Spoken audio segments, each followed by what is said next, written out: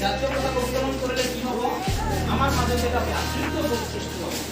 ভ্রাতৃত্ববোধ কি বলতে যেটি আমার ভারতবর্ষ স্বাধীন হয়েছে, আমার গুরু রাজবলি বা আমার সমাজ তো বলতে না জানে, মানে সবে না জানে, মানে জানে যে সকলে অ্যাওয়ার্ড যে সকলে জানে আর বলতেই না জানে।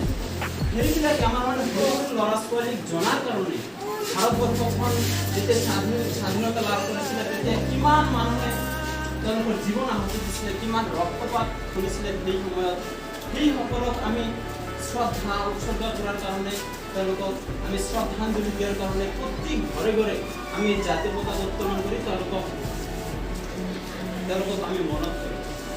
এইখিনিয়ে মোৰ আহ্বান, আপোনালোকে সবে আহ্বান কৰিব, ঠিক আছে? আমি সবে ঘরে ঘরে জাতীয় পতাকা উত্তোলন করি। তার কারণে দুটো স্লোগান দেওয়া হয়েছে, এটা হলো আজাদি কা অমৃত মহোৎসব।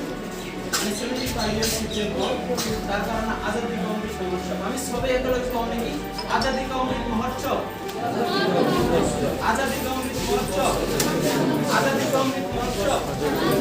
हर घर तिरंगा, हर घर तिरंगा, हर घर तिरंगा। মানে প্রত্যেক ঘরে ঘরে এই তিরঙ্গা উৎসব উদযাপন করি আমি, ঠিক আছে? এইখানে